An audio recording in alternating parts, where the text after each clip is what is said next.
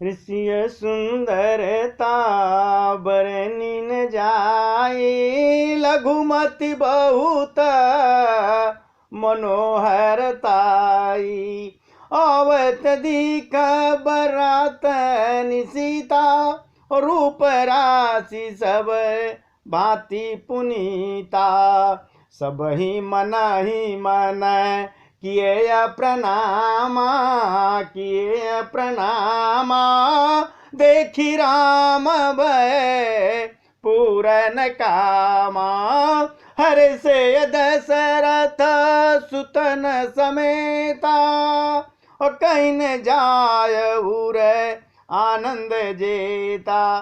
सीता जी की सुंदरता का वर्णन नहीं हो सकता, क्योंकि बुद्धि बहुत छोटी है और मनोहरता बहुत ही बड़ी है। रूप की राशि और सब प्रकार से पवित्र सीता जी की बारातियों ने जब सीता जी को देखा तो सभी ने उन्हें मन ही मन प्रणाम किया। श्री रामचंद्र जी को देखकर तो सभी पूर्ण काम हो गए। राजा दशरथ जी पुत्रों सहित हर्षित हुए। उनके हृदय में जितना आनंद था वह कहा नहीं जा सकता है। दसुर प्रणाम करी बरस ही फूला, मुनि असीस धुना मंगल मूला। गौन निशान को लायल भारी, और प्रेम प्रमोद मगन नर नारी। ते विधि सिया मंडप आई, प्रमुदित शांत पर है मुनि राई। ते अवसर कर विधि व्यवहारू, दुकुल गुरे सब कीने चारू। देवता प्रणाम करके फूले बरसा रहे हैं। मंगलों की मूल मुनियों के आशीर्वाद ध्वनि से हो रही है। गानों और नगाड़ों के शब्द बड़े शोर मचा रहे हैं। सभी नर नारी प्रेम और आनंद में मग्न हैं। इस प्रकार सीता जी मंडप में आई, इतना आनंद के साथ आई हैं। मुनिराज बहुत ही आनंदित होकर के शांति पाठ कर रहे हैं। उस अवसर की सब रीति व्यवहार और कुलाचार दोनों कुल गुरु के, जो दोनों कुल के गुरु हैं, वो सारे आचार जो कुलाचार है वो सब कर रहे हैं। आचार कर गुर गौर गणपति मुदित विप्र पूजा, वही सुर प्रगट पूजा ले दे आशीष अति सुख पावही। मधुपर मंगल द्रव्य जो जे समय मुनि मन मऊच है, भर कनक को पर कलश सो तब लिए ही परिचार करे। कुलाचार करके गुरुजी प्रसन्न होकर गौरी जी, गणेश जी और ब्राह्मणों की पूजा करा रहे हैं। देवता प्रकट होकर के पूजा ग्रहण करते हैं, आशीर्वाद देते हैं और अत्यंत सुख पा रहे हैं। साक्षात देवता प्रकट हो जाते हैं। मधुपर्क आदि जिस किसी भी मांगलिक पदार्थ की मुनि को जिस समय मन में चाह मात्र करते हैं, सेवकगण उसी समय सोने की परातों में और कलशों में भरकर उन पदार्थों को लिए तैयार रखते हैं। गुरुवर सोचे बस क्या चाहिए, तब तक सेवक एकदम कुल रीत प्रीत समेत रवि कही देत, सब सादर कियो यही भांति देव पूजायसी तही सुभग सिंहासन दियो। सिय राम अवलोकन परस पर प्रेम काहू न लख पर, मन बुद्धि भर बानी अगोचर प्रगट कभी कैसे करे। स्वयं सूर्यदेव प्रेम सहित अपने कुल की सब रीतियां बता देते हैं और वे सब आदर पूर्वक की जा रही हैं। इस प्रकार देवताओं की पूजा करा के मुनियों ने सीता जी को सुंदर सिंहासन दिया।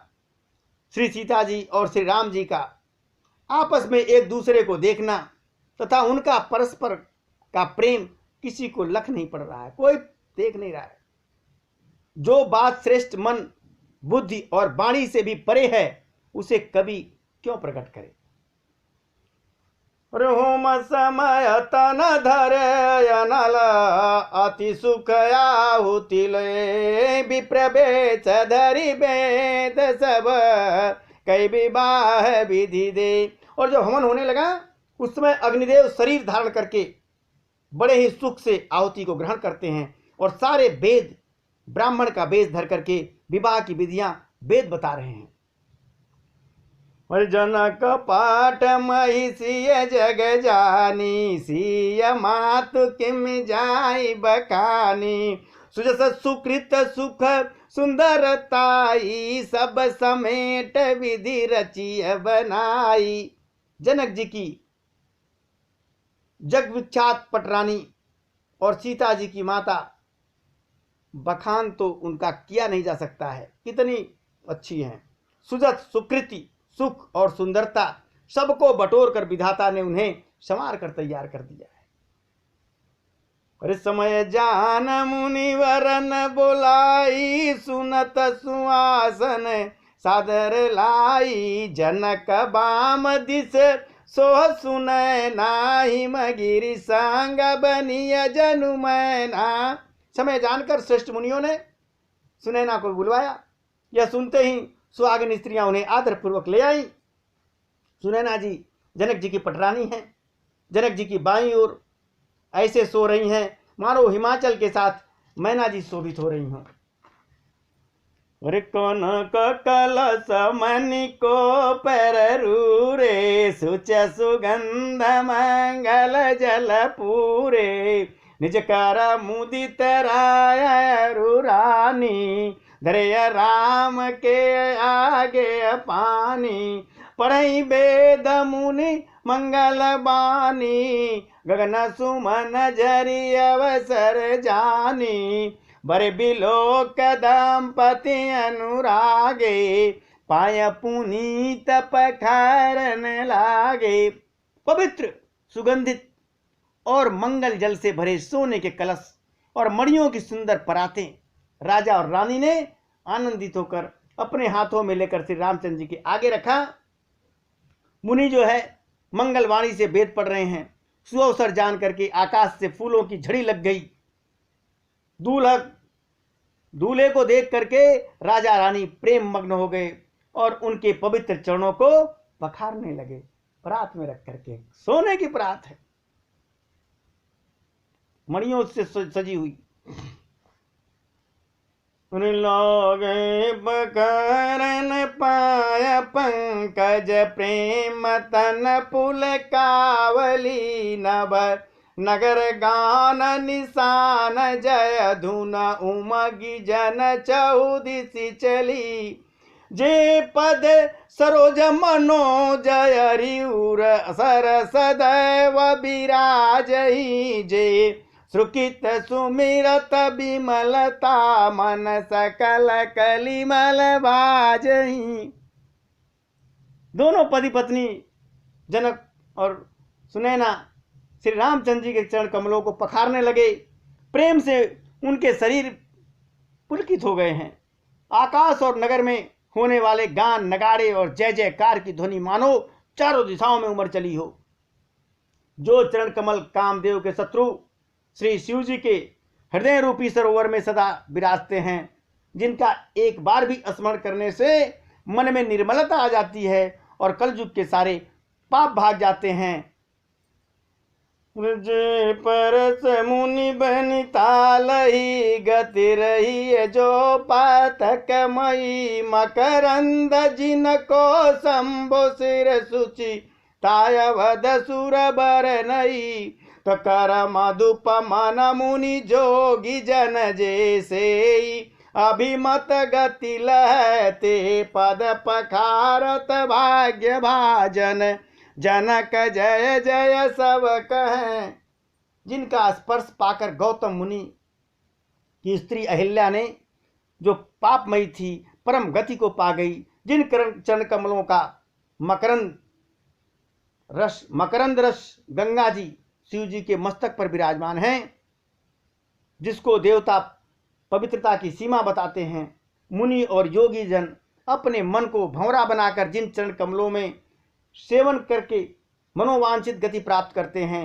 उन्हीं चरण कमलों को भाग्य के पात्र जो बड़भागी हैं जनक जी धो रहे हैं। यह देखकर सब लोग जय जयकार कर रहे हैं। बर कुंवर कर तल जोरी साखो चार दो कुल गुर कर भयो पानी ग्रहण बिलो कविद सुर मनुज अमुन आनंद भरे सुख मूल दुलह देख दंपत पुलक तन हुल सोहियो करी लोक वेद विधान कन्या दान नृपभूषण कियो। दोनों कुलों के गुरु वर और कन्या की हथेलियों को मिलाकर शाखोच्चार करने लगे। पाणी ग्रहण हुआ। देखकर ब्रह्मा आदि देवता मनुष्य और मुनि आनंद में भर गए। सुख के मूल दूल्हा को देखकर राजा रानी का शरीर पुलकित हो गया, एकदम आनंदित हो गए और हृदय आनंद से उमंग उठा। राजाओं के अलंकार स्वरूप महाराज जनक जी ने लोक और वेद की रीत को करके कन्यादान किया, जो लोक की और वेदों की रीत है। हिमवंत जिम गिरिजा महे सही हरिय श्री सागर दई तिम जनक राम सिय समर पिय भीष कल की रतनई क्यों करे विनय विदेय क्यों अविदेय मूरत सांवरी और करी होम विधिवत गांठ जोरी हो न लागी भावरी। जैसे हिमवान ने शिव जी को पार्वती जी को समर्पित किया और सागर ने भगवान विष्णु को लक्ष्मी जी को समर्पित किया, वैसे ही जनक जी ने श्री रामचंद्र जी को सीता जी को समर्पित किया, जिससे विश्व में सुंदर नवीन कीर्ति छा गई। विदेह राजा जनक कैसे विनती करें, उस सांवली मूर्ति ने तो उन्हें सचमुच विदेह ही कर दिया था। सारी सुध बुद्धि भूल गए थे। विधि पूर्वक हवन करके गांठ जोड़ करके किया गया और इसके बाद भावर किया। अरे जय धुन बंदिय वेद धुन मंगल गान निशान असुनर सई बर सई विबुधा सुर तरि सुमन सुजान। जय ध्वनि, बंदी ध्वनि, वेद ध्वनि, मंगल गान और नगाड़ों की ध्वनि सुनकर चतुर देवतागण हर्षित हो रहे हैं और कल्प वृक्ष के फूलों को बरसा रहे हैं।